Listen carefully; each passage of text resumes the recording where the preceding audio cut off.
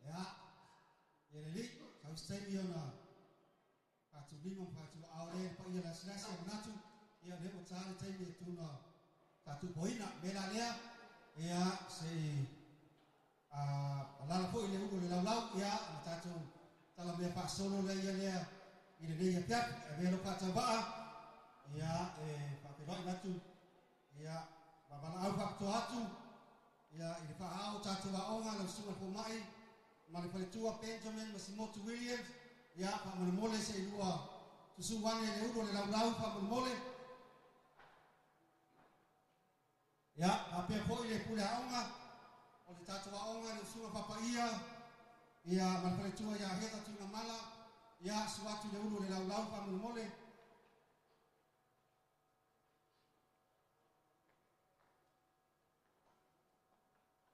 ya marawat po ile sungal papengainga ya Charlie Nomosita ya oleh papengainga oleh parisao lo pai malamua ne ya onga ya suatu de ulo le lau Pak Mole o le lua benoa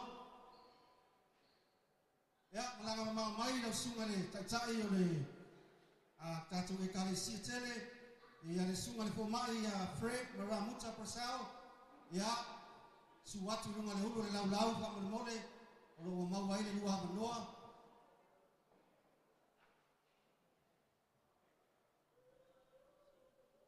ya Fred Ramutsa Persao Pak Mole suatu le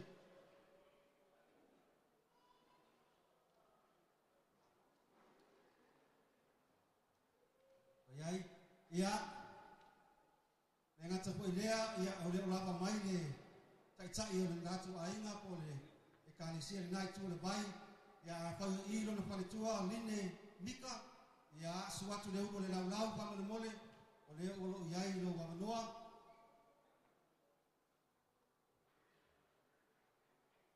ala awat foi le apostol fale le dua ya ole Kingdom Mice Church Pak Mole suatu le ugo le lau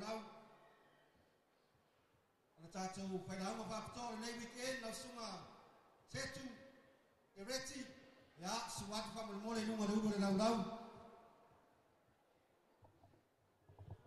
ya oleh pula aonga mai Brasco mono na paletua to ina ya atinae matala ula sola suatu nunga ugo le lau Pak Mole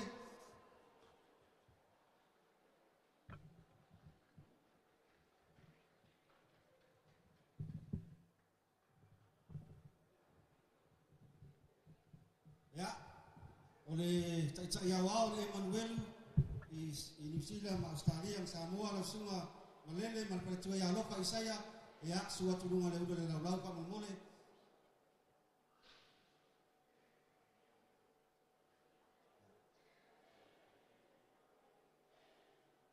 ya foi le pule onga le Kings leadership ya tilani ya sunga tila le lei malpaletua ya bailo ya suatu le udo le lau Pak Mole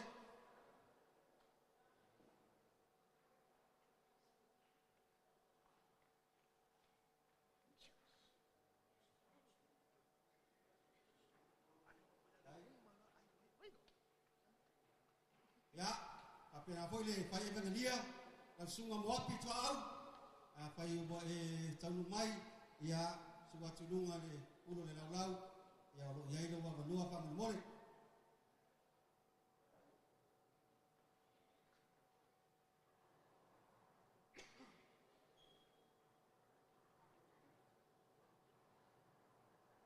o yai ya Mole la satu ang sekolah ki apa petang lumai tatu malu parangia dia ba mala watu ai tang lumai le teni ya ona ang sa o pola ya le ulo lau ya ini ya pi ya tatu tini amat san le ya pi ele au tu ba tas se tu alo pa ia mo man usang me na fa ya tu la tas pa lunga ya cepat mai au sumai ma pe mai ya ada apa pun ni tahu sama luar peluas berapa, ni masih ngamua, masih ngalua, mana masih ngafa, luas berbagai datang, ya bapa ini ni tahu sama, ya mana kawan,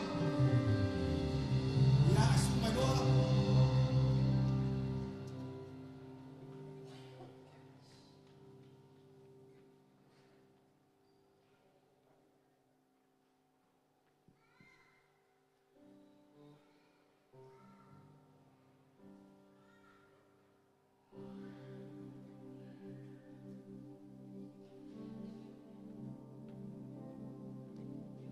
bisa ngomong nak, bisa ngomong. Sahabat semua.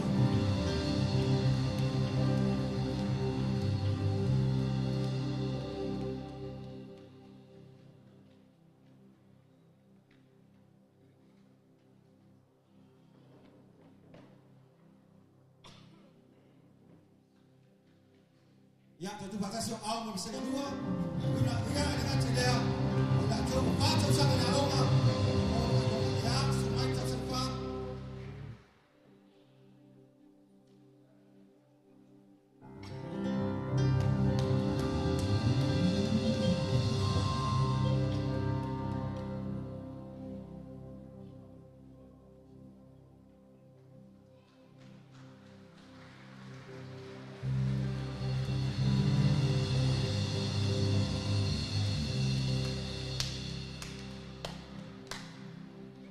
Ya, tentu batas yang awal dan dalam mayornya lalu.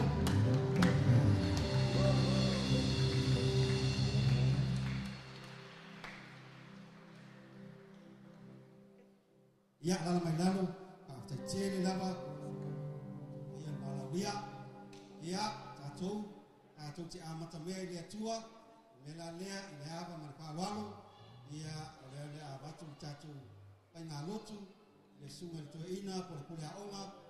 Catu wa onga imam wasko ya de sunga ya hati na isola pa mut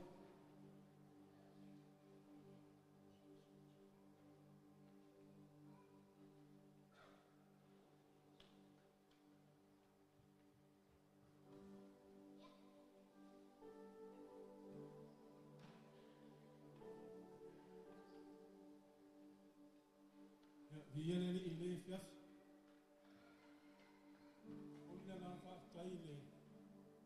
Ngoi pule a onga ya Michel Comito la onga. Ya la vono wa. Ai ona tu ina mai o te tai ya eta to saunga pupu. Ya. Awala watu pule a onga e. Sauni mo le fia awoni umi pupu. Oi. Ele umi lan ta to sauni nga le fia. Lo wa vono le amataina le ta to ma tanga ile. Ingo le tua ia ma se ufa malosi ya ele ngata ile ia ona amata le tatu matanga tsalo le fiafi mana ia le e bala watu le time usu mastatu pese tatu ma veli ingo le tua le fiafi bala watu mal falo tatu matanga tatu sura mai le mamano le tua le fiafi tatu vi ima pese atu le tua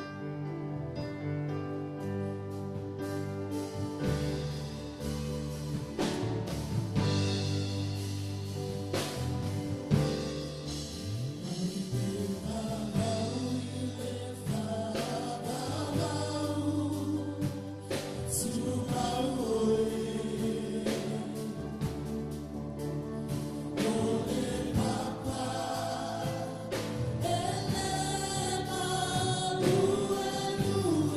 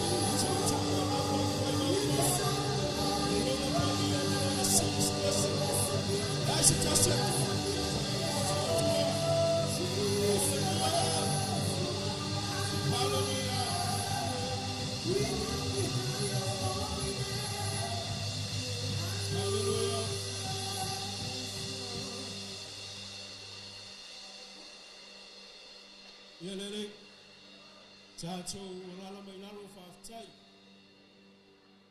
O le aso le o le aso. Pai ai au wa tātou te whiawhia ma oli ai. Tātou rala mai nalo whaafitai. O le aua tini lau o le whaamoi moe. Ei o na whenga iai le aonga i nei tausanga atoa. Senga lua ma le senga whaa. Malo le tawivi, malo le onosai. Malo foi vai le tua malo na finangalo. E mai le upo Paulo ya Timoteo. Ao e fa tau tei me malava. E onosai me tinga ai. E foi le foi ba. Nga wenga le folfola le talo le lei. Mai a fai wina lo foi ba.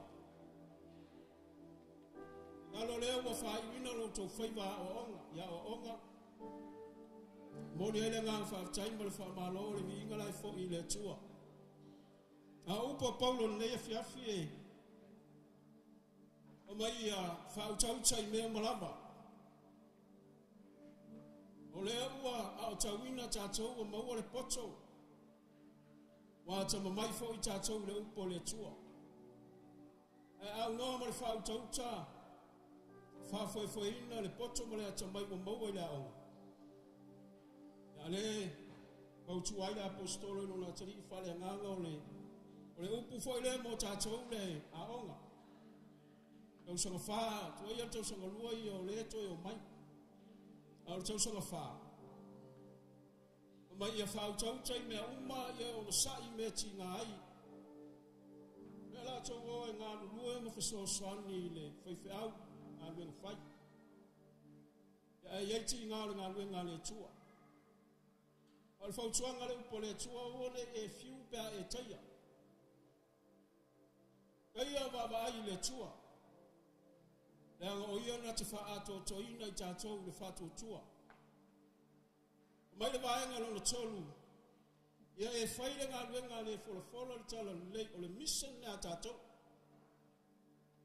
Tātou te o e tala i atu le whingalo le tua ina ia whaola ina nganga. Vai le mea nai tupu le whaipoe tonu ma le whaipoe wha.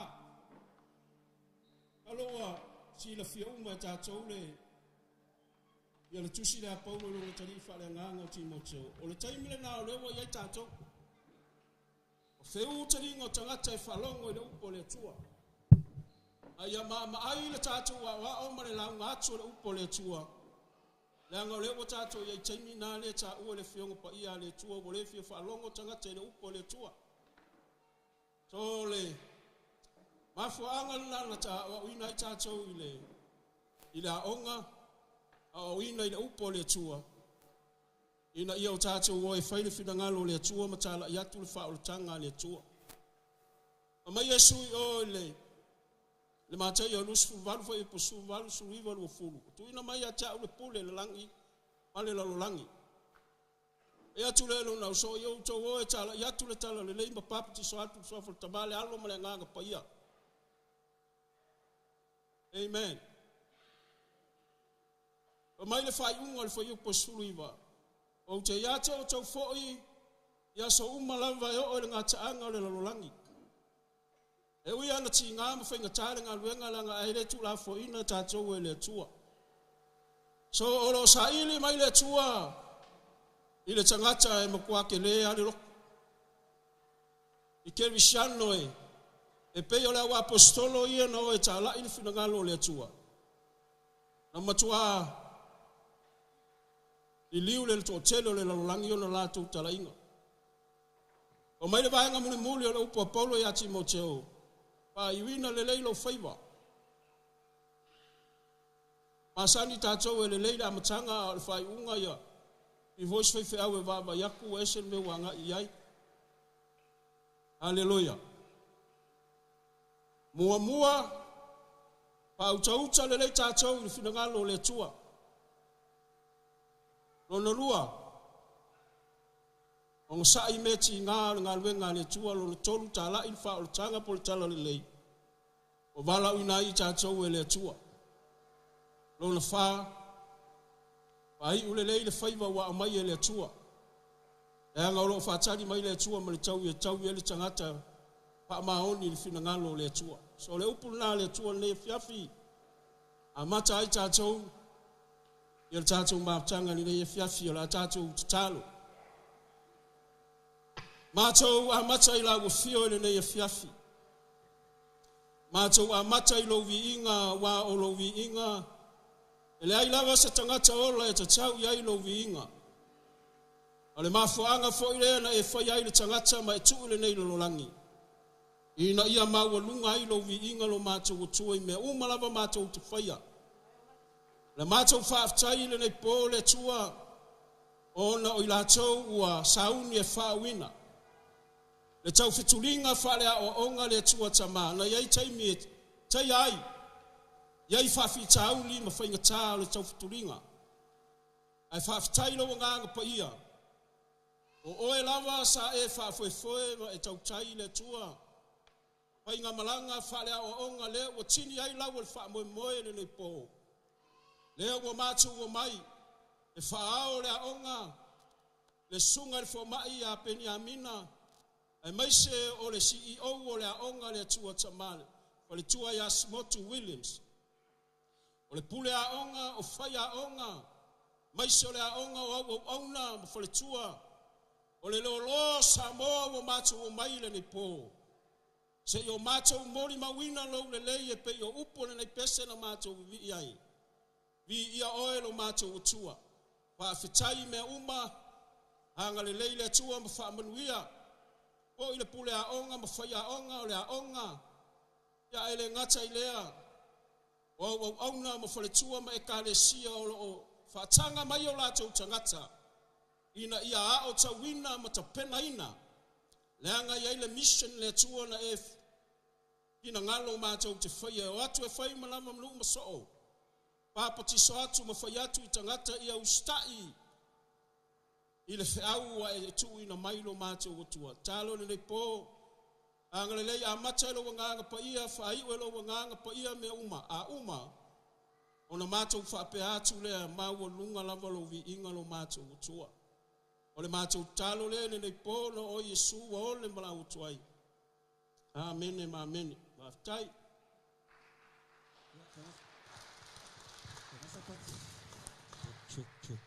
Mai sa pati viene. Ya, ngatu le wa. Mai ona momoli la palapa malo le nei fifi e ala le. Le sauninga e pei ona patanuina le nei fiafi. Ya, patu pe atu sa tala pa ya tuelo se fa talofa.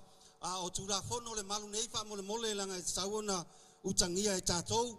Me mo mua ai se emergency po le tsunami po le alme tupu pa mo le mole lo ya exit lai o le pito ye e fa ma le fa toa. O tātou e whelo ai le street le ilo Wakefield, i le anga vale, hangi la koa iai pe a osa sa mea whapose I o, ia vai te ula bea se si se taa vale. Pa mole mole a wangi polo kainga ia exit, ia po me whai to toa ia e ulu whale ai tātou.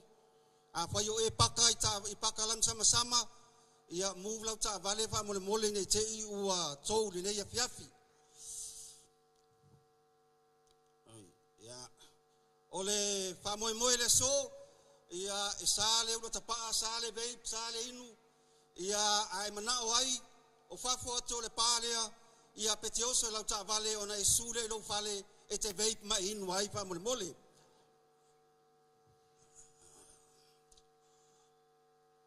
ia olo o fautangia mai foi fale o ali mata mai tai ia le tuanga vale lea mua le fale o ali o le pito I o le fale o tamaitai ai le ai se fale tu le o ngā tonu ngā wali I matamaitai ia a mole mole o utanga ia mai fa mole ia o file renovation o le fale nei o fa talasanga mai ina ia fai male fa ete fa mole I tātou ia mai se foi pe aku le piko le pafei o no o fa tau fa uma le fa fo winda le fa le nei ia nei te i wato e fa le tonu atu sei simea a o lo fa ia le ngaluenga ia manatu le nei ia fiafi ia au te le taia maasa le vai na momo ia i le tupu na i muri no uma se polapta emo o te moai fa tu lo fa poi poi la au de lia ia i le nei ia fiafi pa ia fa le atua e mai se sa fa le anganu fa tu lo le suo sunga i fo mai le nei ia fiafi fa ao le aonga ma le CEO lau sunga Peniamina ma le faletua ia Simotu tulo ia tulo fo i le tatou fo mai Australia Fred ia malau masio fo tulo lava ia taitai o ekalesia taitasi ia po o i latou le ulo le lau te fa tulo na lava pa ia o Samoa mai le tai sama le tui manua se ia pa ia le one le ufitia o le tamaitai o na fanua fa tulo pa ia ai ngo tup ai ngo nofu ai no we ai ngo papa ma ai nga na ta fai fa tulo na lava manatu le nei fiafi ia ole amapu ia le usunga tu mua mapule o tau pa ia a wale la tau fatu ai nga tau silea au tatu fiafi ia ole atatala ma u fatu ise ngana fai ngo fie e babe ai le tatu fa moe le nei fiafi pe foi ona u fatu lo ia i pa ia ole au fau ole au ngole nei fa moe tau sanga mua tau sanga lua ai mai se le matu tau sanga fa i le nei fiafi a mai tasi sa patpati i le nei fiafi ia ole wa uma ona pa ia le fa tau o sunga i fo mai ole keynote speaker ole nei fiafi ia le wa fa alo i le sunga Peniamina o te wala watu se vi fo le mai fa mole la vai o i la sunga le fo mai ia Fred Brazil ia ole fa ia lua masui fa ia la sunga masui ia ole se saunoanga ia le nei fiafi ona tatu tala me fa solo ai la ia le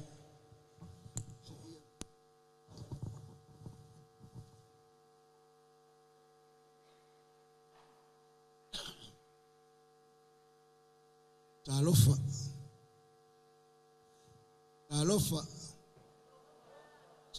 le aso fia le aso nei aso tato mai tato te oli mawina le leo le tua ale leo le li na ufata nuina fuafanga mfa moe ya taltonu nei po nei tuaso watu male anga maulalo male anga fa lo tele ona le leia manoa taua e whaftai atuai tunga le pule a onga mai e se foio e a onga mamalu tatu a onga i au kilani nei ona le leia manoa pai ona tu ina mai ya moa whaftai le sunga le fo mai sunga le whaao a onga le sunga i a Peniamina Williams ia pape fo ile CEO tua ya Simotu ia ona watu maisha mano moa o ya umasui ola ua ia tonu ele ma la mo ni amno ole lo fo le tua ma le anga le li ia ua solitu ai lo to pa ia lo to malu tu sa malinei fa moe ole finangalo leo le tua o tato ia le aso ile to lama na ina maftanga le sumai matala au mai ia la slasio sa mo poto o tota mali mfaila unga ia fa fenga ia taulangi fa tua mai kali sia te tasi ele lopo au kila nei po New Zealand atoa ia ai tonu fa moe ia ola wala yo le atua e maulunga i lo tatu wala ia male finangalo le ali e sili o tatu mnatu waftai mo nei amnoa e tfoi sulu le tino le lau pae mai o le whanau o le atua i waenga ese ia o la le to e esi tala o saunoanga ale MC pai ia umasui o le sunga ile whaao wa onga ya Peniamina ya malasi o ya Simotu faise upu ile paia male malo le aufau ya mela lea ya aufau ia malo le ngalo lue male te wasa ele I whai ngofie e wha moe moe pe o na iai tau sanga wha tau sanga tolu tau sanga lua tau sanga mua mua ia malo whai o le whaiva a mai ama tau wha unga I Australia le tolu vai aso taluai I le vai aso atutua vai aso te anei mal vai aso lea ia sa whai ei wha unga I Australia ia sa vai foi le lei ma le alofa le tua asina tama tala lava le fau amata tu ile tau sang fa ole salamo e lua fai pasuma lua lo fa pe mai ia e songi ile alo a ole I to sa mai o ia kisi ile alo a ile to sa mai o ia wa tau la o lo fa moe moe tau sang fa lana le mefa songi ile tua songi le alo wa le alo na fa tau nuina fa moe moe leo mai alo fa tau sang I ia le tua songi fa fe le alo mua o lavi inga ia fa tau ai taimu Aisha, Paule ole me mafai le tangata soifua. O ame o mai me le lei me tupu e taua le vi inga e ave le atua. Awane fanga loina le atua I lona vi inga. Aisha, nanga sa tau taia le atua lau fata usanga. Le tau nuu isi ui o fa moe moe.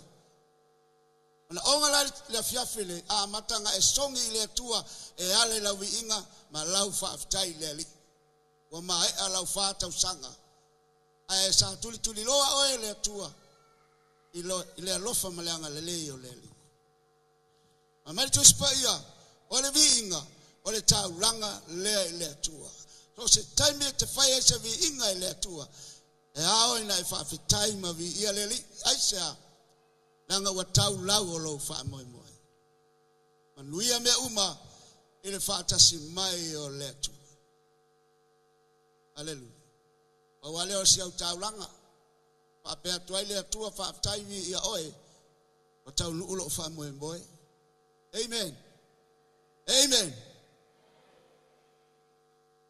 salamo e valu lima no fa pe sulma le suma tas mai tau sanga lua tau sanga tolu tau sanga moa moa te lo le la fa au au le songi ya Yehova le atua mama ye fa sanga mai le langi le lofa male am yoton ai fa sanga tu oil fa maon o ma fa vo to fo ila onga po wala vai pe so ani a oi tau sanga tolu tau sanga lua tau sanga tasi to anga e songi ya Yehova e ala lo wola fa maon ile atua awa e ola fa maon ile atua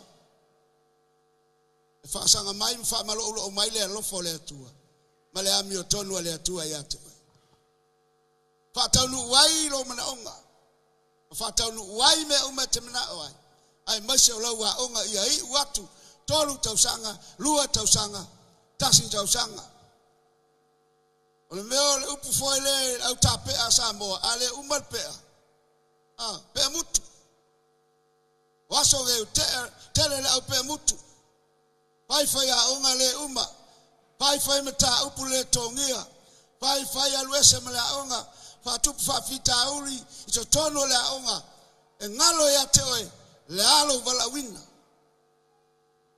le alo valawina e langa lewa uma la unga au se lui mo oe a fie fa sanga mai le lofa ma le fam ma le amio tono le tua fa sanga oe ile fa maoni le tua menga ta ole songi le tua songi le fa maoni ila wa onga fai me onga fai me stawn fai e tusa malo wala wina amen amen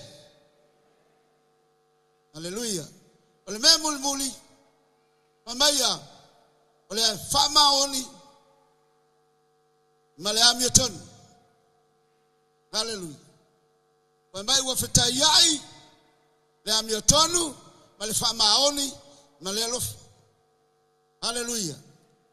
Le mana onga e kisi le tua e kisi le wa.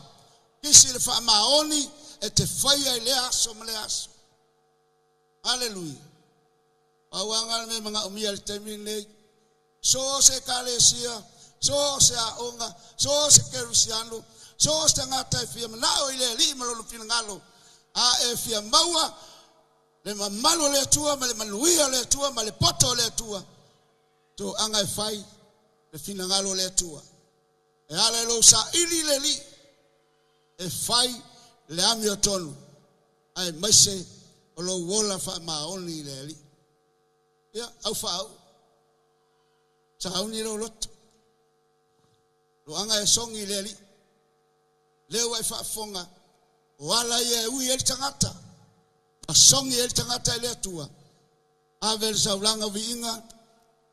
Ora e lo wola fa maoni ma le ami o tonu le li. Ma e sa vali sa ili ile file mo le tua. Ma le ami o tonu le tua. E te mawai le fia fia.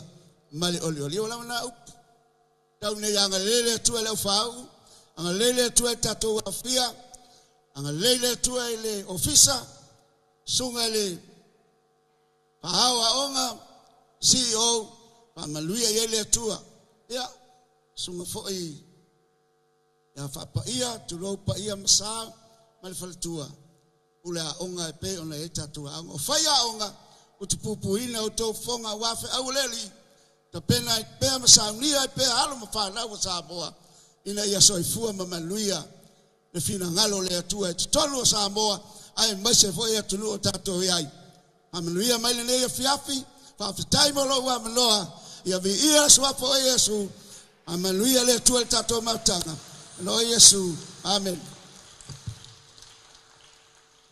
Ya toi fa mafa isa pat pati le fiafi fa tai tele ile sunga fo mai ia o te loa wa sangalapa tau so pea ia le au fau le tau sanga ia le foi o tau fa fonga mo fa longo ia ia nga mo tato uma le fa malosi le nei fiafi o tato ile tau maftanga po le talonga le tata fa me le konito ile nei fiafi ia o le ulo le laulau ma le laulau fa ia onga ia o le la sir mai le vaenga lai o pea o le si umba tato fa mole o le lava wa yai tangata se longa latu tangata lo lau ia ona su lo la ia lea au wa te popole tele le tau matanga ia ai lava pale mai e va veata to sanga lente nei e umai fala fa tu la wa la mai lalo ona le ustai ma le vabe o tatu wo au fau ata tala le pafei o le pafei le pito o ia o to ku kasi le piko mai o le afa solo tu yai ia lau a mata isunga fa fenga ia mole nei ia piapi fa mole lava la sunga le setu sunga fa fenga mole pule aonga mai Hastings se fa lava fa mangalo fa mole ia ona alo ai lola ia lea ia le talingo le sua ia ai gulo le lau ia fa solo atu lau ia a mata ilunga atu talu ia lo mato tua ele la usio no le ia fiafia le gato leo le maftanga ma le fa oi e wo vala la usio ono ai we saunia o ia I matou lo matou tama talo fa paia fa manuia I la tau sa tapena ina mo I matou o mantua I foi le maliwo lo walo Yesu amen. Au fau o se mo mua lua tolu ma le fa ia suma pa fere o alela matu tamilo atu mo le oi mataleni tango atu ia lauli ia tau lau ia ngosuro le lunga e o fai mai le talinga sua fa mole ia ai tamal pesel tatu faili ia le piaf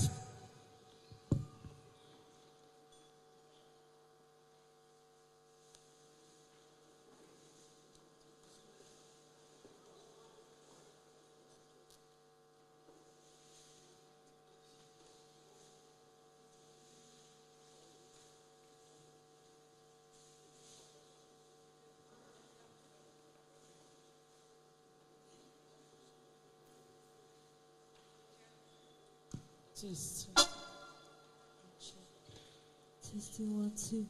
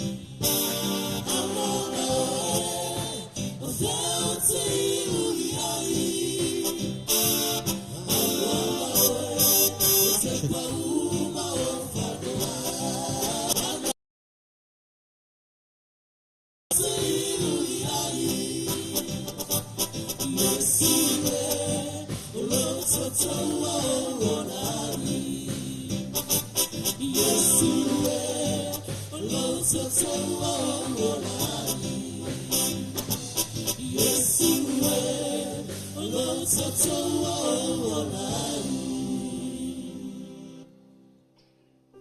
Ya. Piki fua, piki mafau nei tangata lai pia ai. I sau foi male ipu e o ba mun mala maunga ele uma. I nei ia fiafi ona mai maule si le ale alfa lua.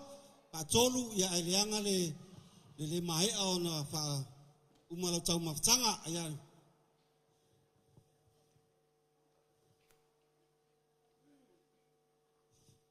Man.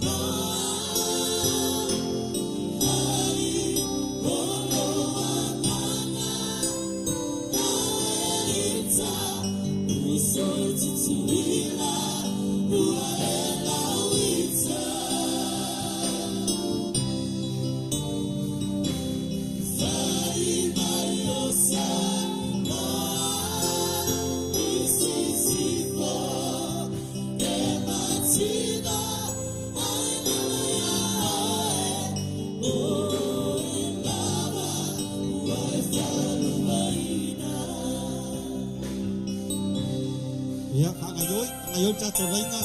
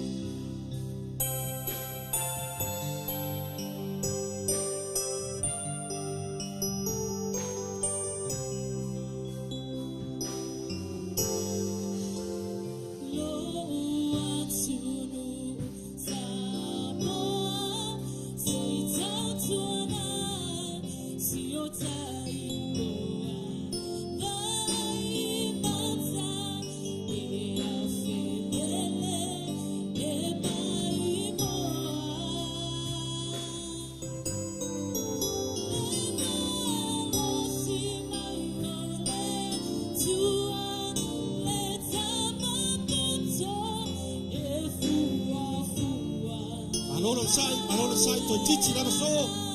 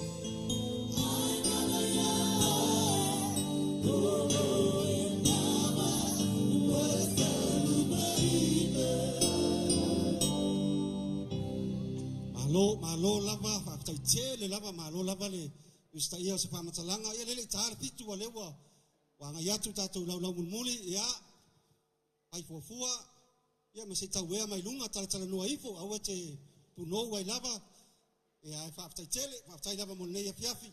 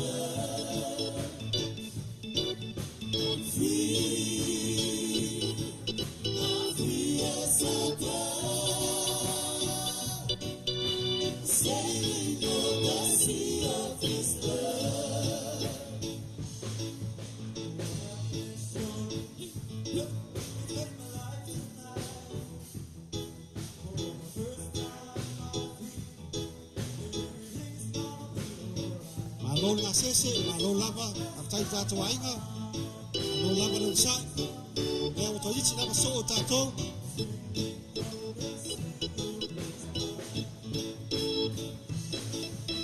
Sailing on the sea of His love, sailing on the sea of His love,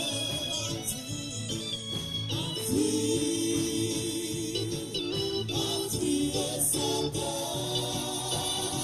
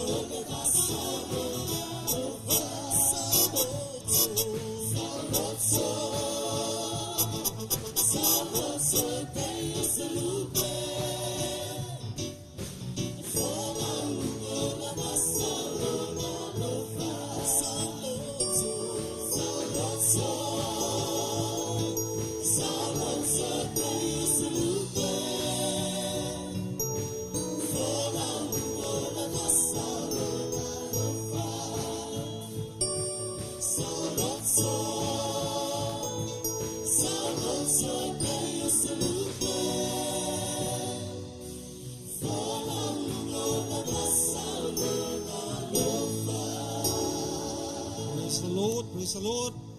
Ia, sai tele lava ma lo lava le usta ia sa pamtalanga. Ia, mo tātou, pape isa umaliu, pape ponga sa whanau. Ia, ole keita lea lau tama whanau, tama Samoa. Ole serve with love. Ia, whai e te manao ai. Ia, olo i lea onga. Ia, puli o lea company. Whai o le whapsotai. Ole lelei e whaola inga, maua lau pa u. Ia, suma iai.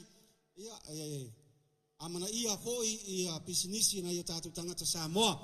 Ia ko kasi special team sa unu mai tau sanga mua e faile la tau item le ia pia e male pese wa tau na lungo I tau sanga mua ia mo le la tau item a male tau sanga mua so mai ai lava tua male tau sanga lua ia ko akoma foi le tatu ia ate pa malo o le la wa ia tu le wa mai ale lunga mua ia a whapea lai te toi pi alu whaalua ia o mea laua te toi o ia susu iai aua te mao e lima tilo matuai lo wadu a susu alu e maisa whaalua pa tolu umarot pese whaili tau sanga mua lo tau item pa moli.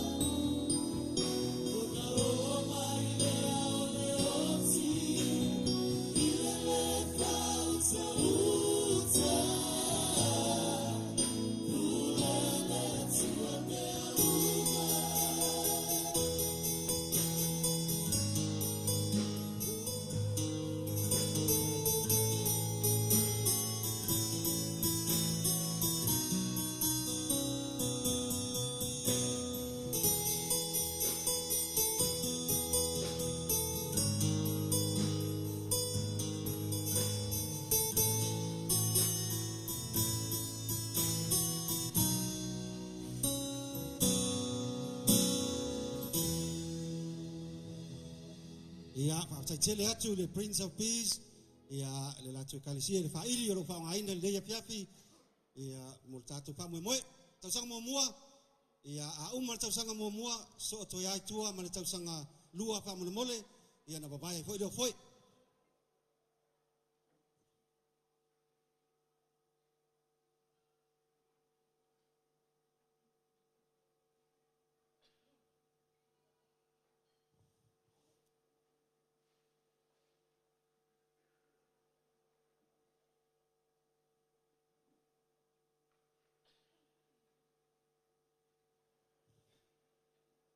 Ia, mai sabat pati mo le tausanga mua.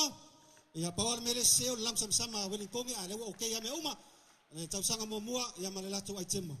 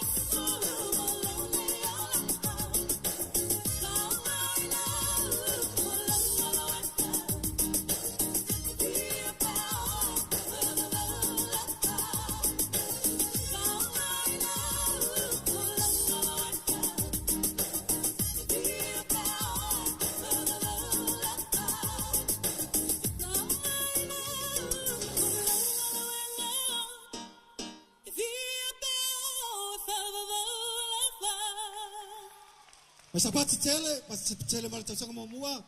Ia lili, malo lava mo lai tema. Sai mo tau sanga lua.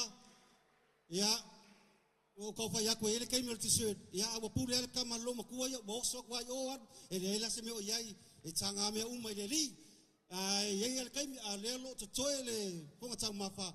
Susu o tu lava o ele le tai na uma pai te mana o iai fa lua. Al fa tolu sumai. Ia abisa utau matanga ele sala abel fale ai tanga tau mafa nei. Ia tau sanga lua. Ole aonga a fete fia aonga tau sanga fou. Ia e February leso uma lo leso malo lo leso tolu. Ia e masangi ona e leso fa February. Ia fa ia lui ina lo loto le nei piafi. E te fia aonga ia ai ma tu fia aonga pe tsau vai au. Ia fa una longo ina atu oe pe a fa te fia aonga tau sanga lua. O te la tala fa ka ko ko sumai. Ia fa te fia aonga na aonga le la mua le papatoe te lele avanoa. Ia ai se le aonga fa ia so ta yatu. Ia ala foi lawa amata ngalu le tise ia apa ia pia suwa tu lava le la se mai le lau ia am fai ona anga ia tio.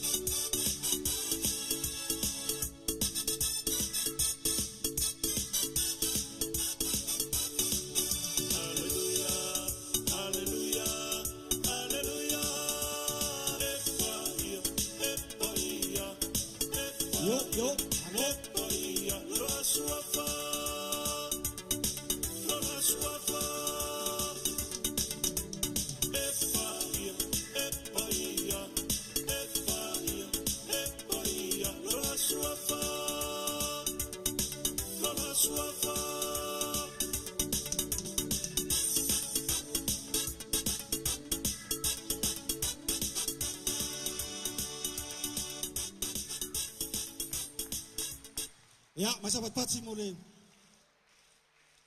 Tau sanga lua, ia leli, ia la babai foe. Ia, babe lapa.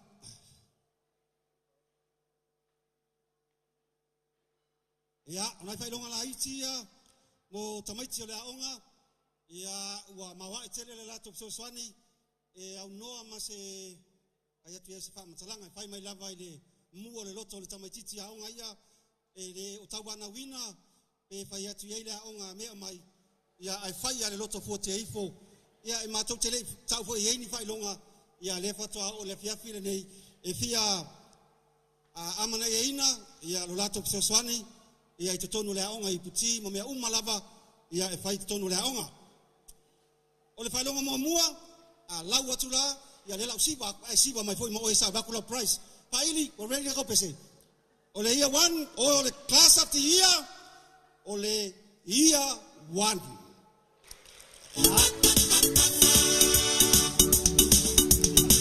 Mai uma sanga, siwa, ele bakula price pa mai uma. Ia.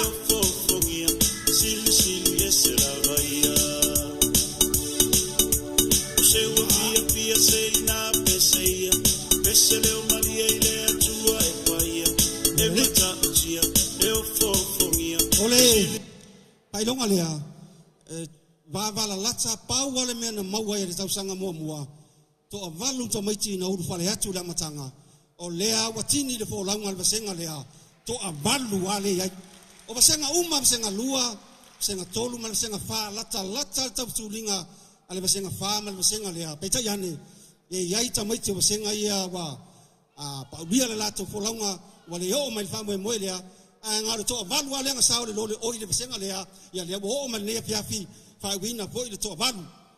O Samaria ngare lei, ia ile tato wha moe, wa wha manu ia ina lava lea onga, ia songa fua taitasi, o na le nei unga lii, ia e sao nia se tau mawhatanga, tele lava mai le amatanga, se ia o ai latu lea onga tau sanga lea, e maua lau tau mawhatanga lea songa fua, Good Samaritan number 1, Mr. and Mrs.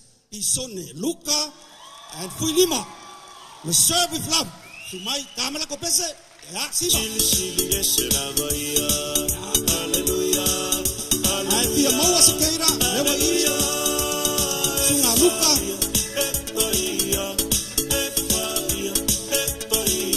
O Luca ngale vai o kupe arkuka Fuilima.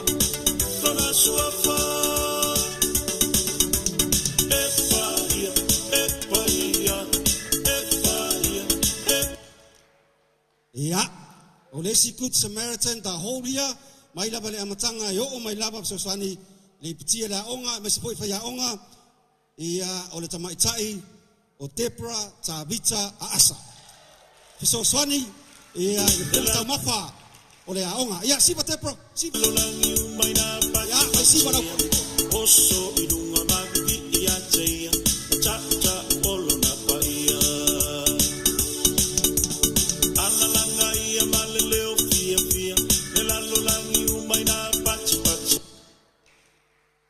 Ole Good Samaritan number 3, whātau sanga wa onga, whātau sanga o whaial ngā ruenga, le ai se me teimi e misi ai, se longa o tolo atum whai atu iai, au ole popole o le whai e pai mala whai, ai whātau sanga o le a onga, e o mai, i le aso muli o le tau sanga, o au mai ale nei tamai titi a onga, me pe sosoani ai le piti. Le ai se foi, le ai se le liu saui te mi uma so ngapua le so lulu. Benjamin, Louis, Taala, Komiti. Mai sa patpati mo sunga na bengainga. Siba. Prayer for Israel.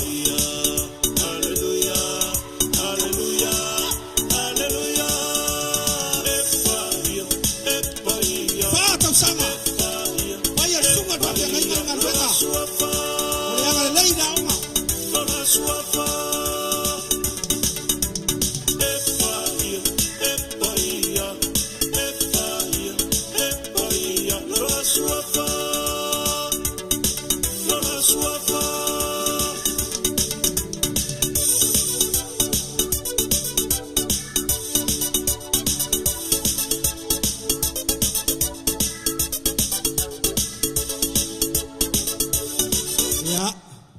o nei tanga ngai sa mala ula lole mala ula lele au tai au ula kupe ma mai fa mole mo tatu tamai ya leli o le fai longa lea ku ua lea onga sunga fua le so lulu o le kamai kiki ngai e le kai alu la ko ainga a fai fonga fai a onga e be kar se fudu ala tau fa umma se mea e nofo mai lava le pa se longa e o atu fai a onga fa ko a alu kamai kiki lea loka o le mea lea o le fai longa fa ia mo le student ua fai le mea nga luenga le security tono le tatu a onga o le sunga ya Filemoni Feni Sio ia pat mai pati siva ia sa kapes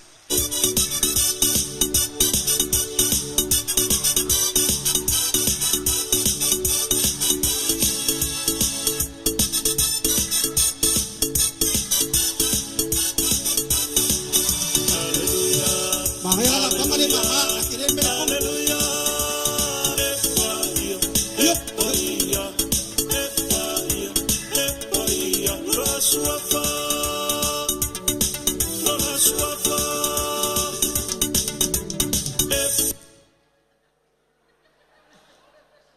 Oye kisala fa idi de mok ya ye malo la pa tai tam tawana ya alo ngomul muli ana sauni mai lo tau sanga tolu la tau siba tau sanga tolu tala fa sia basenga le sir mai tua e umaro fa longa lea siba mta tau fa mole o le prestene o le tau sanga e fa prestene fa basenga fa prestene ia e va vai fo ia sunga le ula onga fa ya onga ia ile ngalwenga pa prestene tonu basenga tai tas fa ya sfanta ia awai fa ta umala basenga o le prestene wo filfilia masalo ana le ile prestene le basenga le e o mal terminei wa le ai e le tu wa uno ina le prestene le se ta mai titi e nofo male onga ale alu ia e bili ai o le tele o taimi e saunia ma o le prestene o le tausanga lua ape lua spu male fa Benjamin Louis Taala Kobiti o le prestene o le tausanga pa ia po ma le o mai ko ka ia po sa mai ia po mai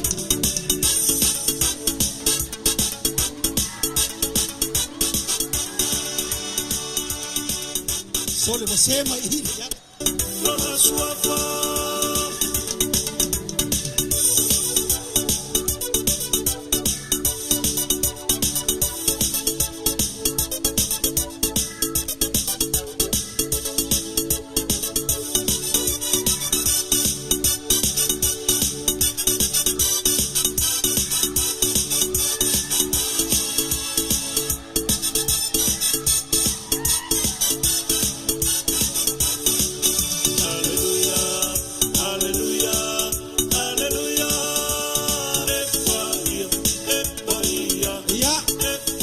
Siba mawala price kui pa lunga santa ko pese lua minuto le la baku ese se siba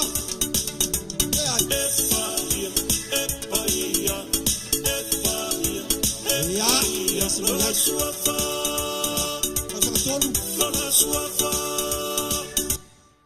atu atu ai tema muli ya na watu lele se atalata tatou si ui maro lava wa kakala le t-shirt o lai foi to toil fonga tau mafa ya ala ku yai se vai pe kanga la be fale al keminga ya fasa ya ai anga yai atau sanga tolu tumelo a umar tau sanga tolu ya ona fai ule tau sanga fa u ya le tau sanga ai fia onga le wolu ya to le ya fiafi ya sa vai ya ya fa kumula fom ya tau sanga fo a wina ya etele sa te lotu ya wina o te so swani lo tama fa au ya tau sang tot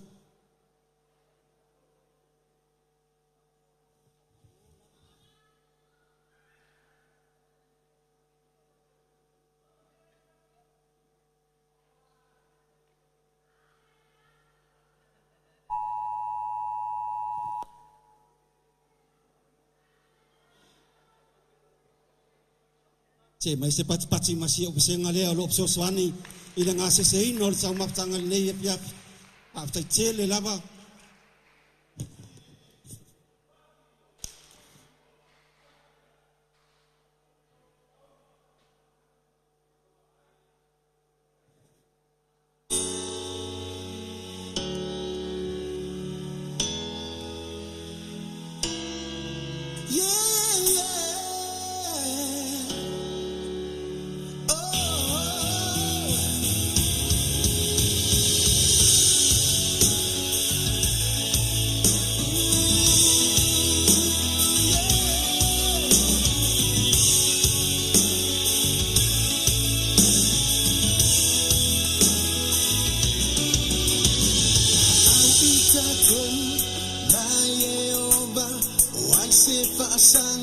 fasanga tamai awa ele o tauita toma tangata a oli isili manganga leanga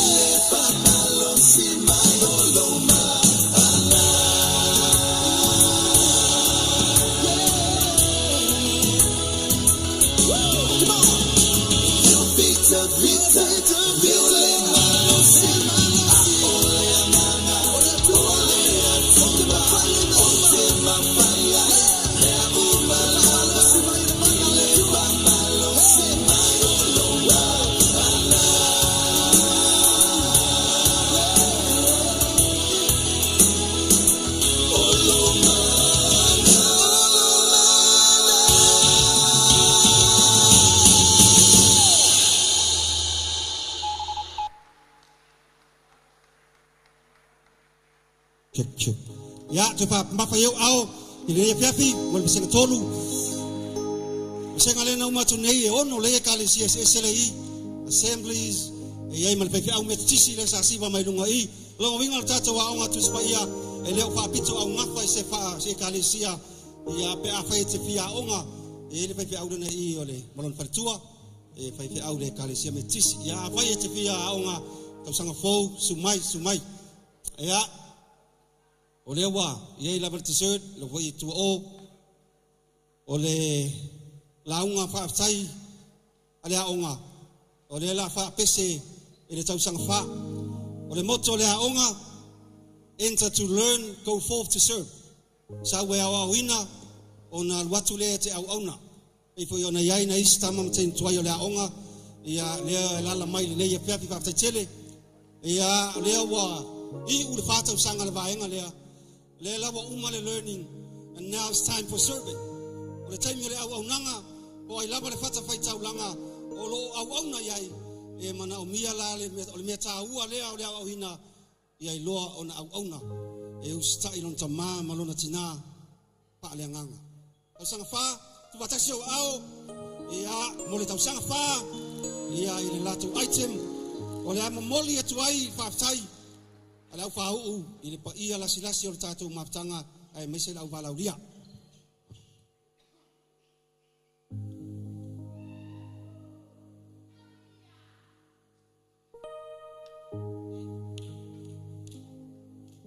Amole po ile o leo fa mole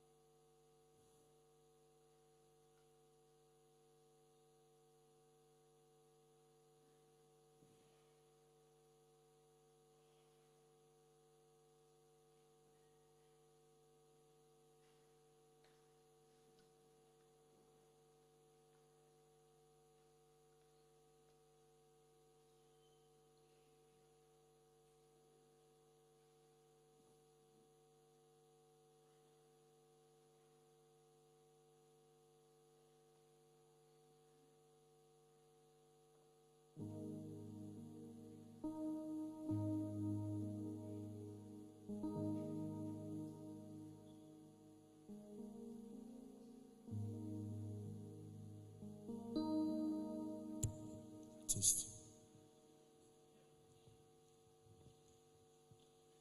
Hallelujah.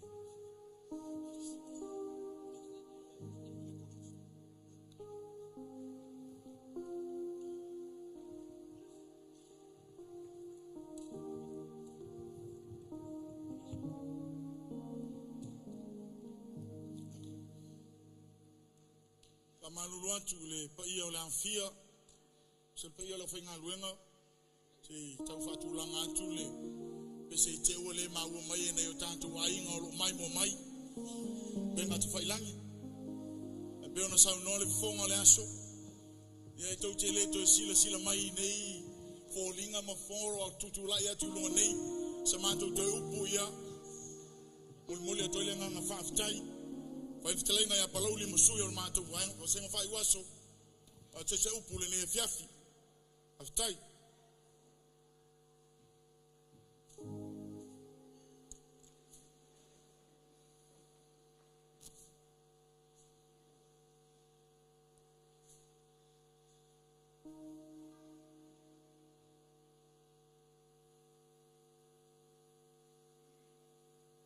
Ile kala e whai le ngaka I whale, asa lulu le makan. O ngā pupu e lea o pe au whaasufi ngā kā o le ngā kaifale.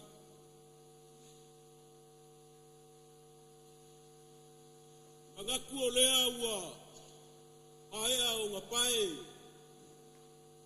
Ulu whangua o le ngei kai au, pupua mane lau ai. Pei o ngā whifonga inga e le whifonga o le asu.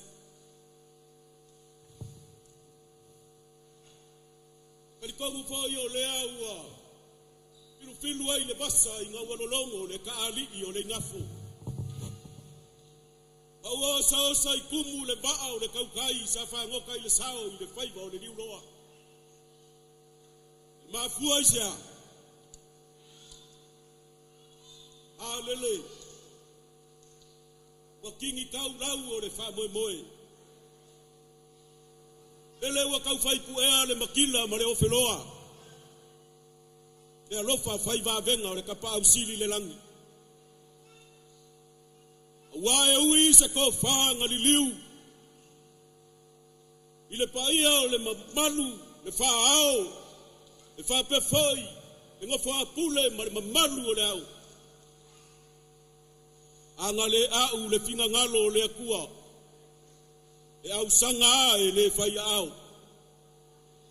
Ai o se anga foi e ka fia i le au au. Pa moe moenga e pe yonga iai. O ngā mga kulea, o lele ua wha e punga, ai wha eifo i ngaua. Awa o lele, ua umahea o ngā wha malele le lupe sa wha usu. Ai ku papa le lupe sa kalangai le kei kafiafi ngā riungaru. Ka uiala i ngā o kaia le whirikoa ngai le maunga au. Ka au kepa i le siu whangua. Ma fau sele ai le la e pe o le kala ia po mao ma lo la fale kurkulu i kau. Ai o ke fa kulau ai pa ia po aponga kau le ngai fiafi. I le fio po le susu o la susu ngai le fao. O le aonga le akape i ngipsila ngai. Le susu ngai le fombai. Lengi a Minga Williams. Le fa pe foi. E sunga i le CEO i Asimo Williams.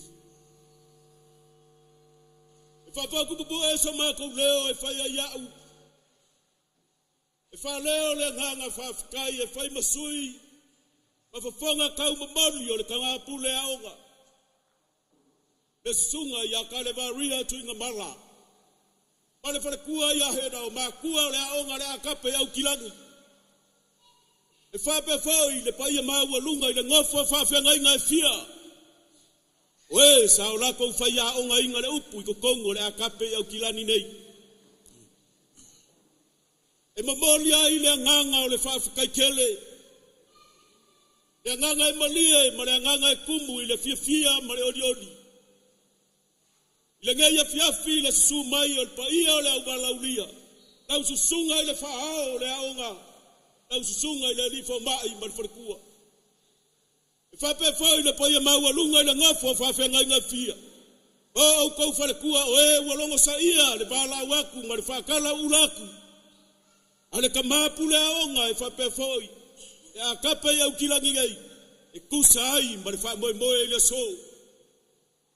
Ma lo le kani wala au.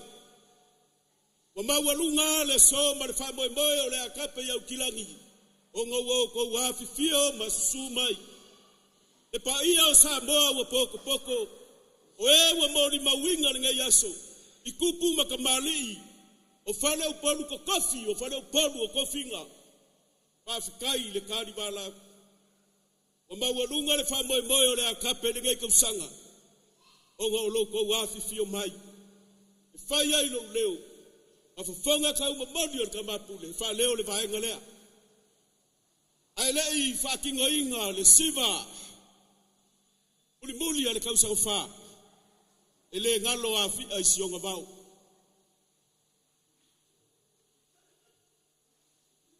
Afkai au sunga ile kamapule a onga. Ale varia. Ale wharekua. Kaua inga o mako sa ua ile vaa ile ngeia fiafi. O lua o mako makua whaare nganga. Pape foi le paia la inga whaia onga malu whaia inga sa whaia onga inga reu. Alo whafkai ma alo whai o le whaiva. Wakau le ai o liki o ka. O leo lea mako whafia fiak. Mako ke wha maa vae kuai kako mafukanga i le ngei kausanga. Au le mako ka kalo i le ku. Au inga ia alofa ngia i le ku. Ia ko mai le langi manguia, makakala le ako ponga o le ngā ruenga. Lau sunga le li whaao le aonga. Lau sunga le li fo mai marwharikua. E E whape foi le ngofo whape ngainga mawharekua wa mori mawinga le ngai aso. Ia whape ngao ngā lofangia ele akua loko wafio sumai makala mai o au. E whape foi le paia maua lunga le au walaulia. Sa moa wa poko poko. Ia iai le anga le leio le akua. O le ahalo aku le kausang wha. Ilanga whafia fianga le ngai a fiafi. Kau inga ia manguia kele le ngai a fiafi. Ia maua lunga isa vi inga o le akua. O le mako kala lea ma le leo. Ia manguia le whatu e moia.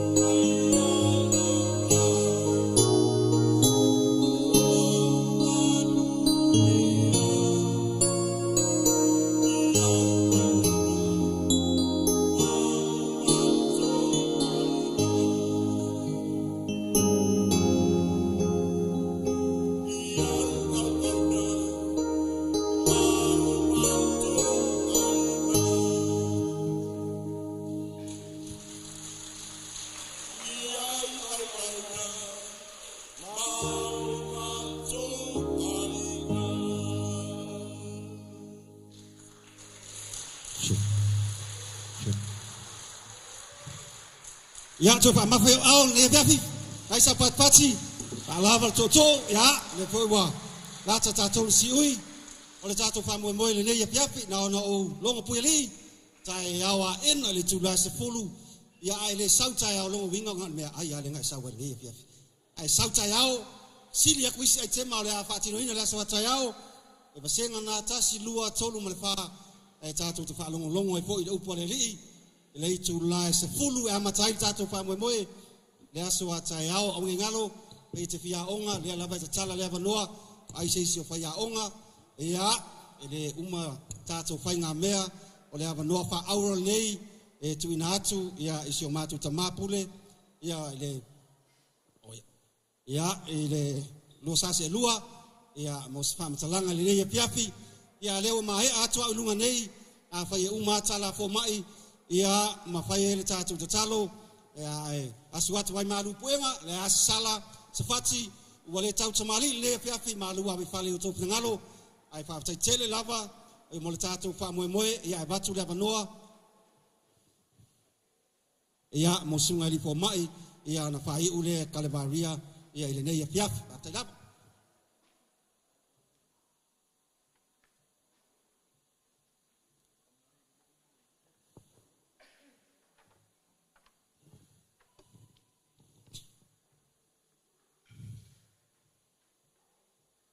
Leise manatu e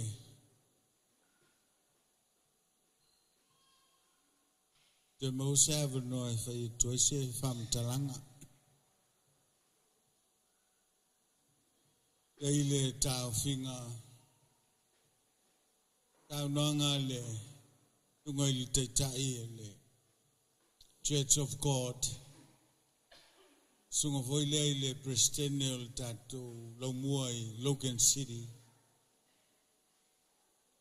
Ia se whamtalanga voi nā maua mal sunga il pulehaunga. A whisili tangata pe aisa. Na le afe a Yesu I le lotu I utaia. A sa whaasao I lunga I matu. Mo whai a Ioane le baptiso e sau e whai a mana whai whiau. Sau e baptiso ia. Ai leo Ioane. Le mwhai o nau whai a lina mea.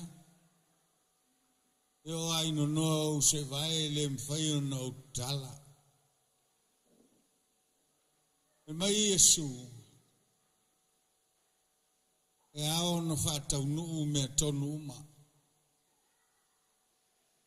Wā mea tonu. Mua. Na mafua na alu Yesu e sue Ioane. E ave iaila na whaalo. Lenga e matua Ioane ia teia. He has to go and pay respect to a man who is older than him. Nei silingia pe pa feon talanoatu le sunga ya freti. Sunga ya freti o le teitai o le tato Church of God. Lo na faitoa o le tato waonga o ia o le Prestene o le aonga I Logan City. A le avanoe whaisa na saunoanga o le whaaloalo papaia mau nei ngai matua le toina ia mau lona lua mafua na alu Yesu su Ioane le ngo Ioane nga fa feilo ia Yesu I lunga o le nga luenga fa misiona ali fa na mai Yesu leva na ora fola Ioane e ia tamaleo le asau. So it is John who introduces Jesus to the platform of the ministry. The sunga freti malova aftai o foiso maavanoa ona le tala mai o faitoa mo maua mal sunga ya Calvaria aftai tele. Kai au msalo mawai se avanoa fai tuastala e vau. Mai fastala le ostala atoa. When you climb the ladder of success, make sure you don't miss a step. Afai e whamanui atu le tua ai le apwhai o whamanuianga. Tau tua nā maoe awane misi se la sanga. But when you reach the top of the ladder, don't forget there is no more step.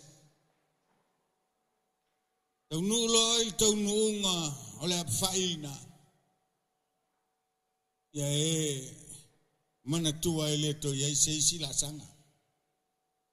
Selonga la sanga na. E patatolo ila lo la fa. Lo talal nga avatu auto. Graduates of 2024, when you climb the ladder of success, make sure you don't miss a step.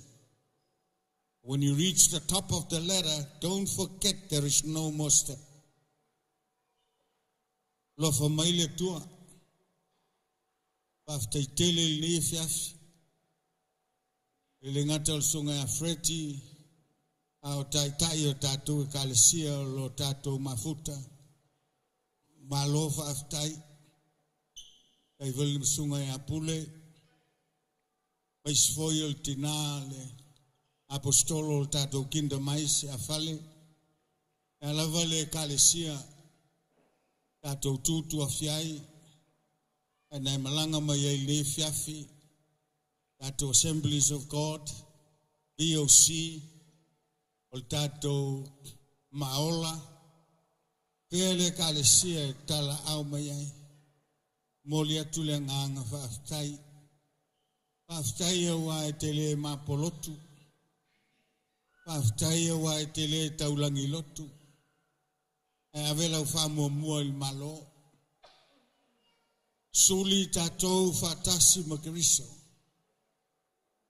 lona winga o sit seni tātou il malo, e o mea nga fola. O lau whaftai e pinga i lau tala lea u ngofo i loi lalo. Salo lau tala lea alu le pōl ngei o whaata vale lau mafofau. O Yesu, e leo se kerisiano. Yesu e leo se kerisiano. Kerisiano, o le upule nga ave Roma e whaingo aie na muli a keriso. O le talitonunga kerisiano, e tutusa ma le tele o talitonunga awa. E nga oi le pura, nga oi le Mohameta Islam, nga oi le kerisiano. E pepelo le kerisiano e peifo yo isu talitonunga. E mulilua, kerisiano e peifoio istel tonunga. E le mawhaio na tātou au maia le suafa o keriso. E ngingi whatasi matali tonunga ia. O keriso o le tupu. O le tupu o le malo. So Christ is not a Christian. Christianity is a religion. Jesus Christ is not a religion. Mea ngau te whaftai atu ai. Tai o kālesia uma. O mai lango i le tātou whamoe moe. Mai o teiloa. Ia se au ngā ole ia malama kāpe Bible College. Mo tātou au nanga i meo tātou tūtu afi ai. Menuia lau tau whaunga. Pele se vi inga o le tua. Ai over tu la vea.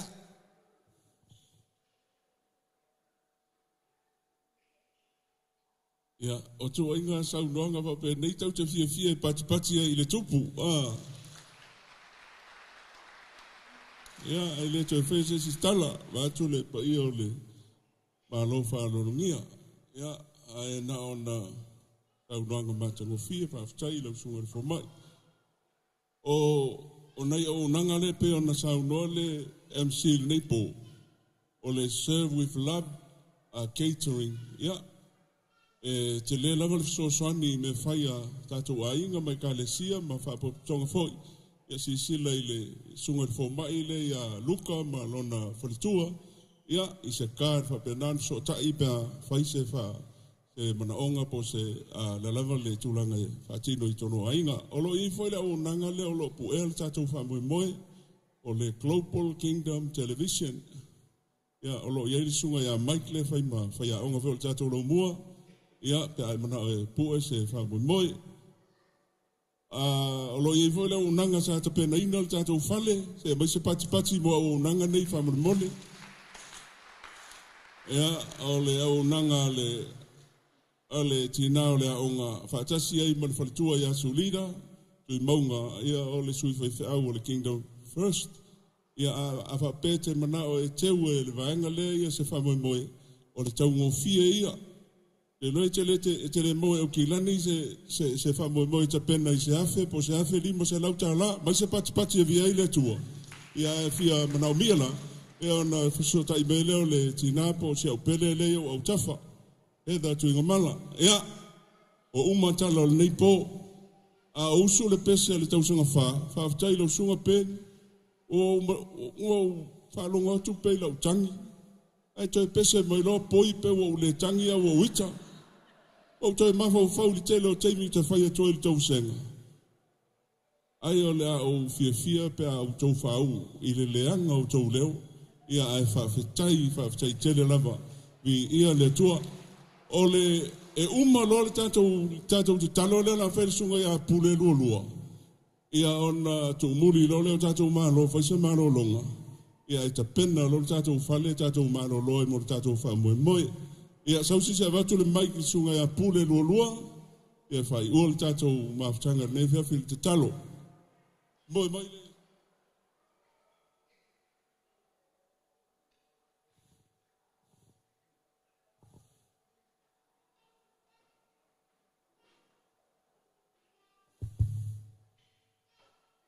La tatou tulai mal alo faftai.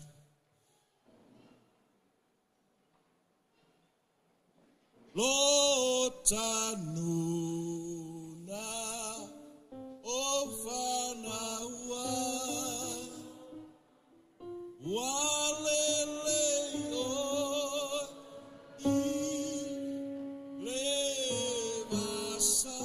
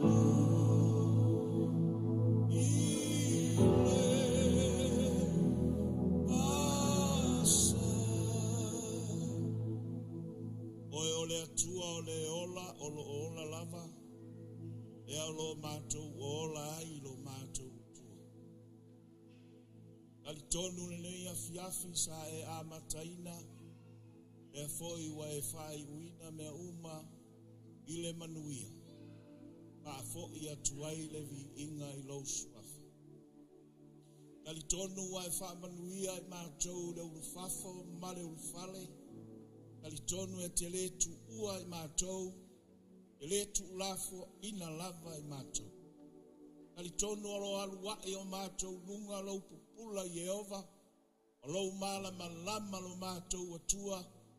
Kali tonu foi o lo tamo e o fofonga yo matou lunga e fesoa soani ai matou I mea uma. Kali tonu o lo to la wapi la angelu. Iala mamanga ala tio si o mia lo matou ola. Taunu wai matou yo matou a inga I le file mu. Toi fa afo I atuai le vi inga I lau suafa Yesu. Lau wha manuyanga le atua I lau a onga lo mātou tama. O mea umma o whanga ngā oina I le nei afiafi ona o au na ma o mātou tangata. Oe o le atua o wha manuyanga e wha manuia I lātou I mea umma wa lātou fōi. Pāpei ona lātou whaia, pāpei ona tauia mai lātou e oelo mātou atua. Pape ona lātou walo lofa, ia lofa ina I lātou e oele atua. Ia vi I ai lo suafa. Lo ia I le wha moe mo le wha unga tai ao. Kali tonu ia te oe o lau wha unga. E o ina lau wha nau I mea uma. Papoto ina lau wha nau I mea uma.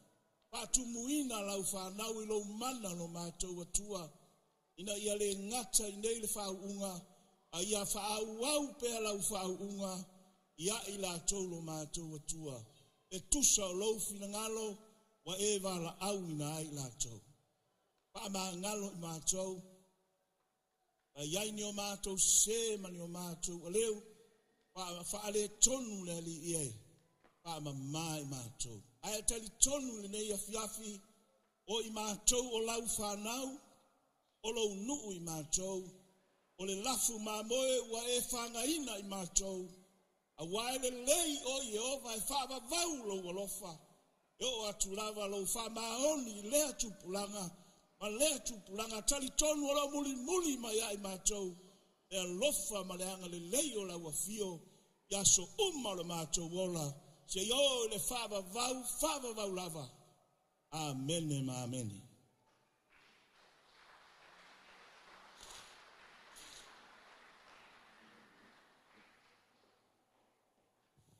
Ya, mai dia pa manuia ka tele na stolu mole.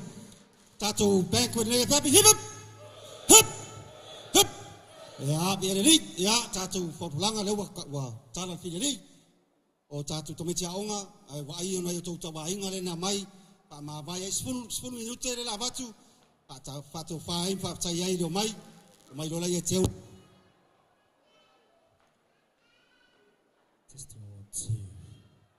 Este